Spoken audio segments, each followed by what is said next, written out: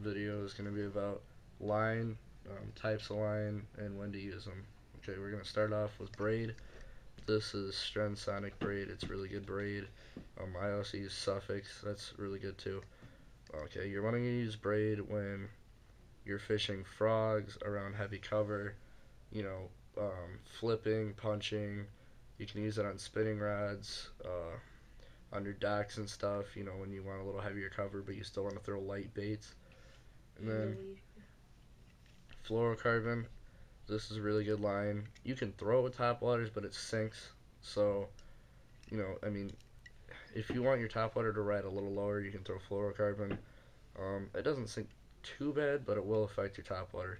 And then this is really good for crankbaits because it sinks, so it gets your baits down deeper, and it doesn't stretch as much as mono, but it does stretch a little for hook sets. This is a good all-around line. You can use it with drop shots and everything too. And then you got mono.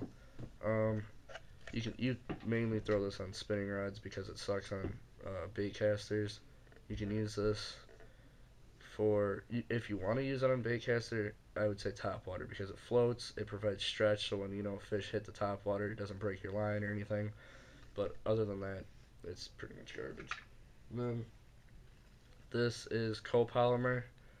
This stuff sucks. It's like fluorocarbon except worse. It's like a mix of fluorocarbon and mono. And yeah, the only thing you could use it for is backer. That's what we use it for. For braid, you don't want your line or your braid slipping around your reel, so you gotta tie a backer. Now we're gonna talk about knots. Okay, to start off, we're going to talk about the Palomar knot. First, let's show you how to tie it. Put it through the eyelid one direction. Put it back through the other. So you end up with a loop on one side, the main line, and the other end of the line. Okay, and then you're going to tie like an overhand knot.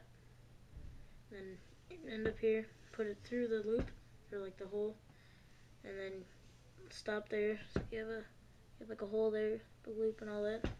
And then take the loop and put your bait through the loop, and then you gotta wet it a little, and then cinch it down. Make sure you get it over the eyelid. Okay. And also with this knot, the Palomar knot, it's 100% knot. So when you if the knot were to break, it's not gonna be at the knot. It's gonna be in the line somewhere. And it's probably one of the strongest knots that I've ever used. And I'll show you a little. It's really tight. And also when like you said hook and stuff, it actually gets tighter as you said hook and everything.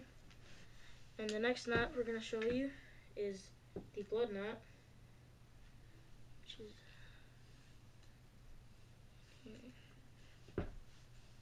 okay, right here.